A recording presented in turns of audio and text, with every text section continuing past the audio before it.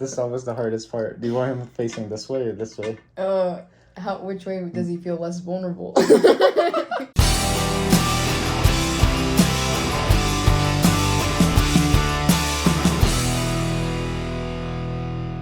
All right, what's up, guys? This is the first episode I've had after the trailer and everything. Now, Filling Your Mind, which is the title now. It will be on Spotify, YouTube, Amazon Music, and Apple Podcasts. This is episode 10, and I have my good friend Maria Diaz. Hi. I've known you forever. Forever. Yeah. Yeah, a really long time. Middle school, almost. Yeah, middle school, right? Mm-hmm. Yeah, because you came up to me Yeah. a bunch of times, like, randomly. But I think you do that with other people, right? Yeah. Yeah, because I remember, and then you found me again in the bus loop, and then you're like, do you remember me? I'm like, no. I can't even remember that. I do, because I was like, that was the craziest, like, loop ever, because then I found out you're, like, somebody I knew's brother, and then I found out that your brother knew my brother, and I was like, this is crazy. Oh, really? Uh-huh. Oh, wow. I was like, wow. Yeah, it's pretty cool. So I've known you for forever. Maria Diaz. I worked with her a lot throughout high school plays and like theater plays. We had to work very closely. Oh yeah, for sure. We had a whole one act and everything, and she did an amazing job. Yeah, and you did too. Oh, thank you. Amazing job. All state actors. No, you're the guest. I have to praise you. So yeah, you just recently graduated. How do you feel? I don't know how to feel. You know what I mean? Yeah. Have people? I'm assuming people have already talked to you about this, but it's like what now? Yeah. What now? Like, what do I do? Yeah, it's like, what do I do? So it's like, I graduated. It didn't feel real because, you know, we graduated around like the COVID area. You were still like introduced into school during COVID. Was it your freshman year? Or your sophomore? COVID happened during freshman year. That was March. So it was kind of like it feels like a chunk of a year has been missing. So it feels like I should be a senior now. Yeah. This year? Yeah, because I missed a whole, like, year of experience of nothing. Because I remember during COVID, it was just like, I gotta cheat on this homework. Like, then I can go out and do something. Yeah, so it was like, I didn't do anything because I was, like, online, or mostly online. Mm-hmm. So it was like, now it feels like, I feel like I'm missing something. Yeah? Yeah. Well, what exactly are you looking for now? Like, how's your summer going? Ooh, summer's fun. I've been working a lot. Like, a lot. I work at Swig. That's the drink shop. I've been working there for a really long time. I started working a lot more because I want to save up to go on trips or, like, do fun stuff. Because for me right now, I really want, like, an experience. Like you know what I mean? Yeah. Like, I want something to go do and remember instead of me, you know, going to school. Yeah? Yeah, so right now I'm kind of figuring out what I want to go and do. But I've been working. I've been going out, like, a lot. I've been picking up new hobbies. I bought an electric guitar. What? Yeah. Wait, can you play the guitar? A little bit. Not much. Really? Don't ask me to do it. I'm gonna embarrass myself in front of here. No. Okay. I don't want to embarrass myself today. I play more piano. Okay. So I play, I started off with an acoustic guitar. I got bored of it. I got a piano, like a big keyboard. So I got really addicted to it. So now I play keys, and I was like, you know what? This is all boring. I want an electric guitar. Oh, really? So I bought an electric guitar, and I, like, need a new amp for it because the amp sucks. But I'm really excited. Oh, wow. So wait, so are you going to college? The plan is to go to UCO for performing theater because, you know, that's a passion of ours. Yeah. Yeah, you love performing, I love performing.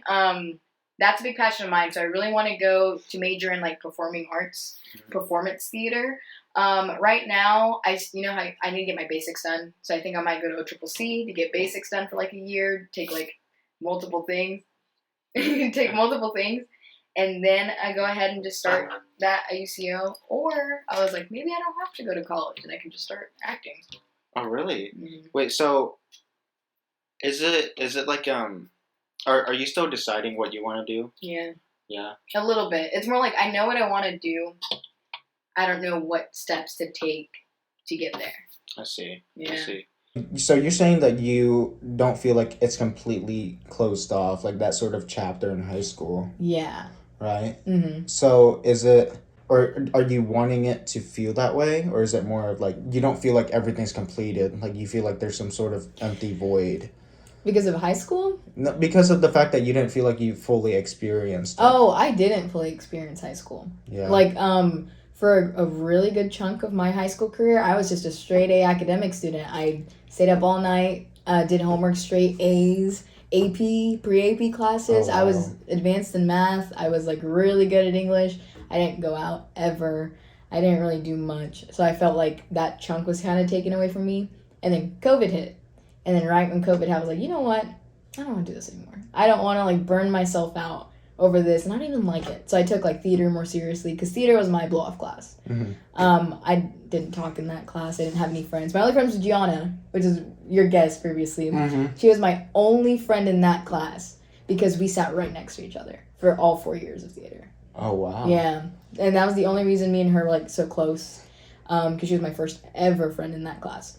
And then I was like, you know what? I gotta take this more seriously. I really enjoy performing. I really enjoy like arts, like painting, music. I love music. I wanted to be an artist. I see. That didn't work out. That didn't work out. But I really wanted to be like I wanted to perform on stage. I wanted people to be like cheering my name. I wanted to be the reason people were still like, you know, wanting to do stuff. I wanted to be the reason people were still like trying. People were still like here, you know? Yeah. I was like, I wanted to be an inspiration, but not like in selfish ways, and more like I want help. Oh yeah. So for me, I was like, I need to take this more seriously. So then I started failing like most of my classes. Not all of them. I was still a decent student, but it was definitely like C's, B's, occasional D. I was never A's again. But because of COVID, I kind of just like that opened up my gateway of like creativity. Mm-hmm. Yeah, like, gateway of creativity. So I like really, really wanted to get down to like what I wanted to do. So you were like the vice president of your own class. Yes, I was vice president of my whole class. How was that? That was well, okay, do you want the truth or like the sugar-coated truth? No, I want the truth. Okay, truth. Yeah. It was so hard. It was so hard. It was so stressful. I think I honestly just wanted to do it to prove people wrong, because a lot of people were like, you're not gonna get it, like there's so many other people, and then other people on the other side were like, oh, you definitely got this in the bag. Mm-hmm. So I was like, ugh, like I don't know what I want to do. I kind of wanted the title, but even then I knew it came more with just the title, but the title's kind of cool. I'm like, oh, we're vice president. Oh, it's kind of cool. It's kind of cool. So I was like, you know what, I'll try it. So I campaigned, I won, and then the work started. And it was so much work, Philip. Oh, really? So much work. Because then I was also like doing stuff in the theater department. Oh, yeah. You know, because you were also a part of most of that. Yeah. For a while. So we were like, all of it started mixing together. So like vice president stuff, I had to be in student council. I had to be at these events. And in theater was also the same. I had to do this. I had to You became a stage manager. I became a stage manager. Rough. That was rough. That was the worst, because I became a stage manager during Beast Week, which if people don't know what Beast Week is, it's like our charity event. And it's when student council, and not only student council, but every single other club in the school goes ham to raise money.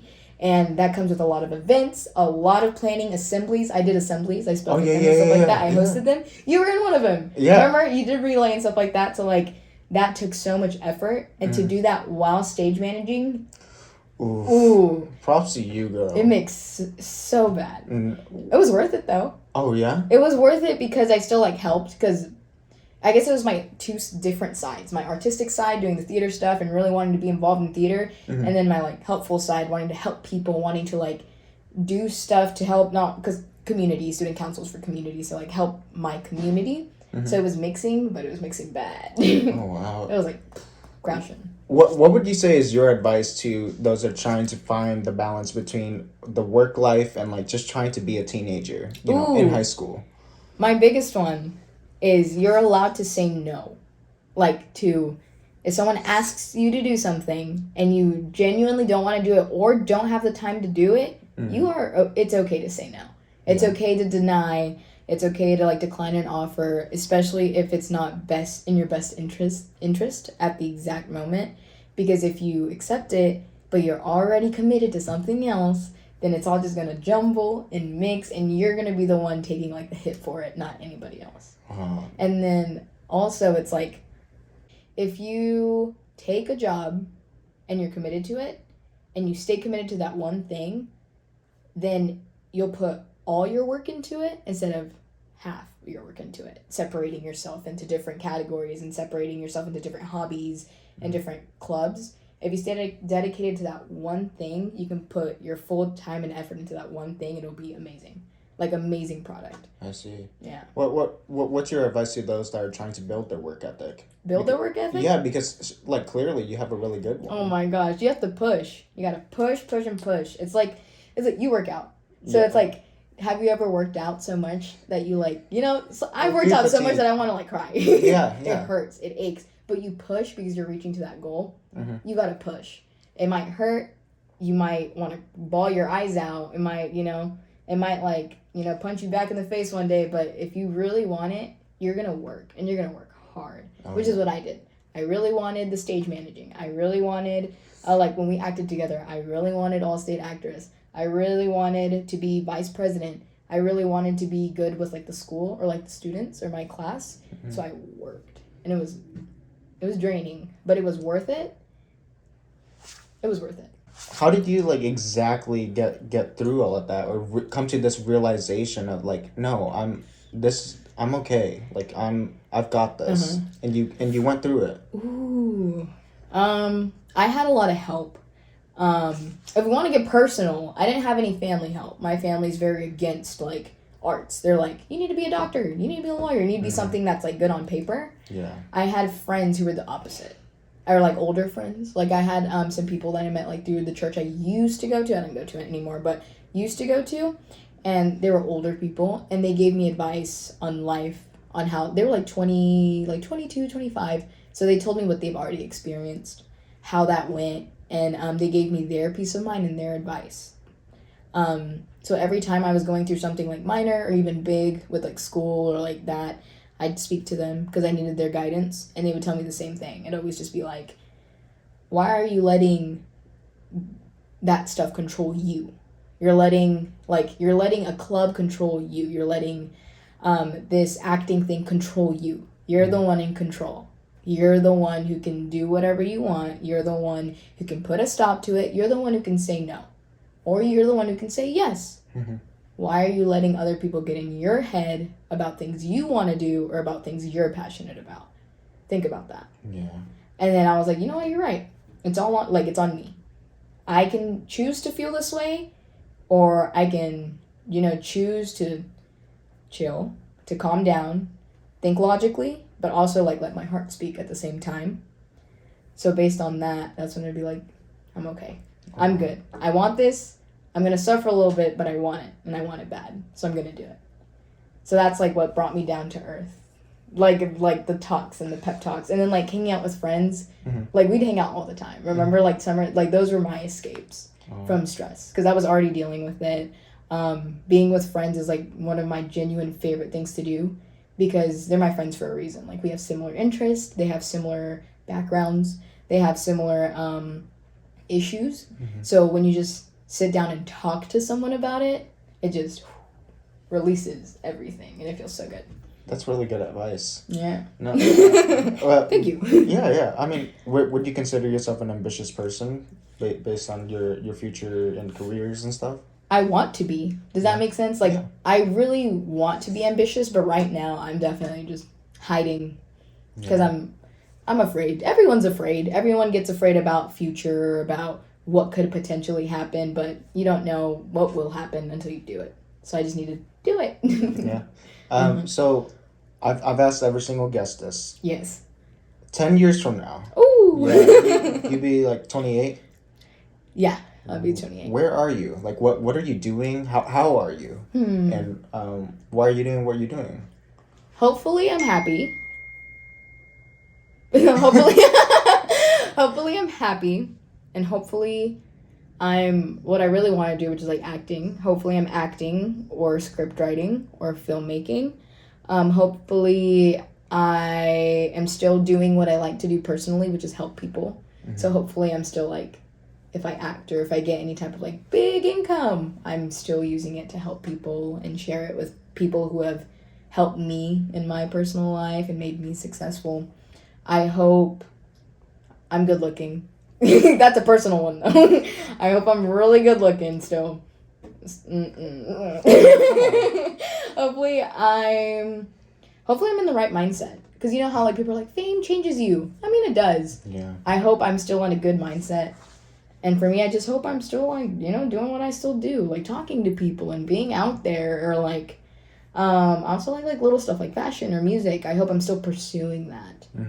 Because if not, that's kind of sad. I'll be a little sad. No, I honestly think you're gonna get to do it. Yeah. Yeah. No, like what exactly is your bucket list of things you want to do? Like whenever it comes to acting, writing. For me, it's just like if I go like the writing path or like script writing or filmmaking, I want to I want to produce pretty high quality films. Like I want them to be like, wow, can't believe she like produced that. You know what I mean? Or like some people you're like, that was really good. That was a really good movie, or like that was a really good show. I loved how that shot was like shot. I love how the story did this, and I love I want people to like brag about that. If I do acting, I kind of just want them to be impressed of like the skill that I built up. I've been acting for like 6 years. Might as well put it to use. Then if I continue acting, I would have been acting for like 16 years. So I would like for people to be impressed with my work. Acting with like really cool stars, like it's like fangirl moment. Yeah, I was like, you'd feel the same. It's like, oh my gosh. Oh yeah. Ooh, I'd be like, ah. So that's like that'd be really cool. Oh yeah. Yeah. Are you planning to do like film acting or theater acting? Film acting. I'm not really into theater acting, but that's all that like our school offered. Yeah. So I was like, yeah, I'll do it. Yeah. Honestly, like the past few months, I started doing that, and I've experienced. I saw your stuff. You were posting all about it, and I was so excited for you. It was so cute. Yeah, thank you. No, honestly, like you have no idea how much goes into a single take, but something about that, like I am so fascinated with filmmaking because it's like you even for sides, like you got to get a single shot of this character, and then a master shot on the outside, right? So and it's just. So much hard work goes into it that it sort of just builds passion. Like I remember I had a take where before that I was literally like sweating. I was filming inside of a car. Ooh, yeah, and inside of a car, and like we weren't able to have any AC because of the fact that there was a mic right there. So so much goes You're into having it. trauma flashbacks. Yeah. You're like, But so you're into directing, right? Yes, I do like directing. It was fun. What type of genres? Genres? Yeah. Ooh, okay. Well, that's different. Directing wise, I'm really into like the coming of age stories. Oh yes. They're interesting, but like watching wise, I'm a like mystery or like what is it, thriller. I love, or like psychological films. I love watching those. I just could never. I was like, I don't know how they think of that. I don't know how they do those shots to signify like going back to this. It's just crazy. But I love that style of it.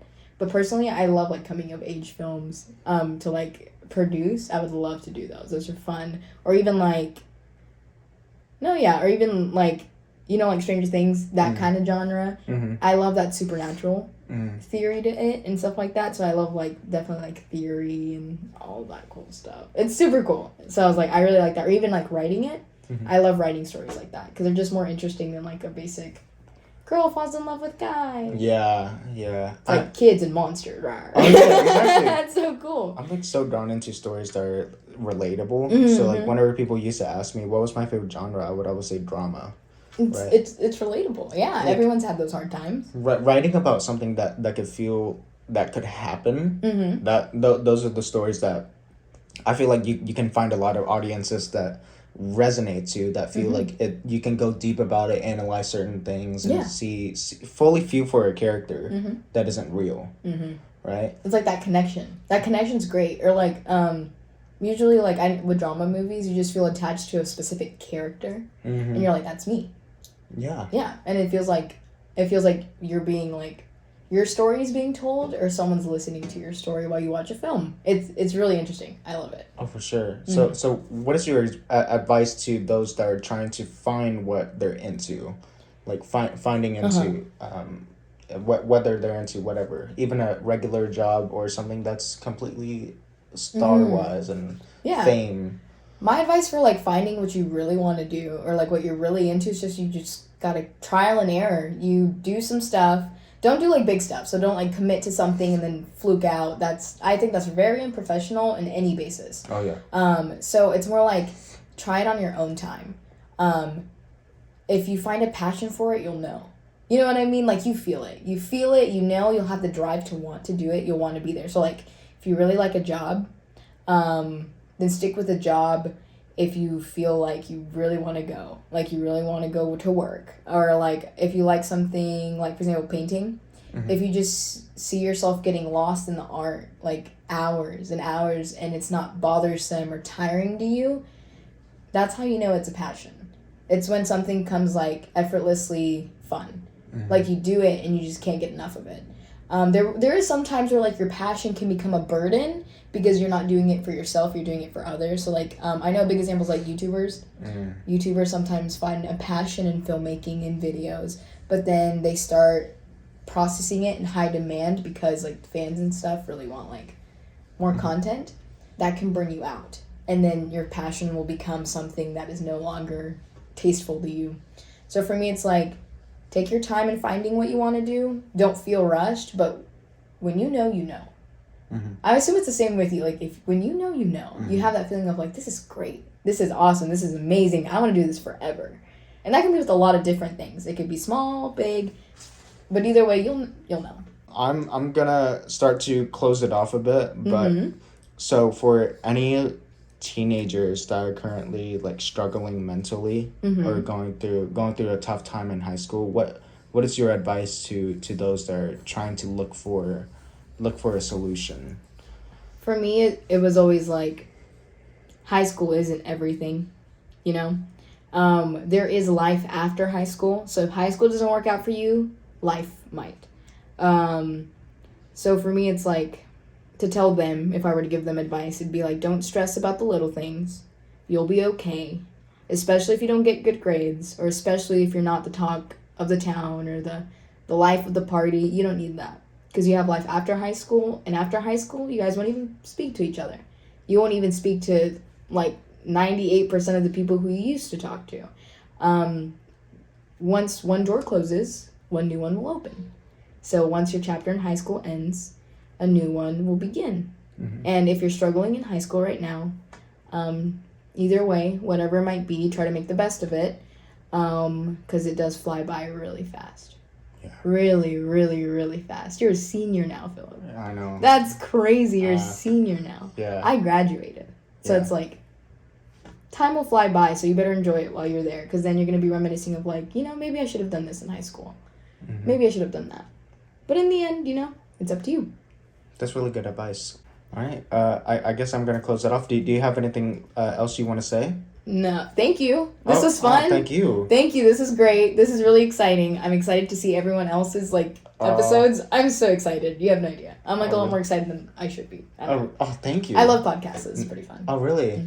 No, I think you're one of my favorite guests. Yay! Like, you have so many things to say and like such good advice that you could pass on. Like it's really amazing experience too. Experience. Oh, it's crazy. Yeah. So thank you so much for being on episode 10. Thank you guys for watching episode 10. You can listen to more episodes on Spotify, YouTube, Amazon Music, and Apple Podcasts. I hope you all have a good, amazing day. Thank you, Maria, for being on the show. Thank you for having me. Of course.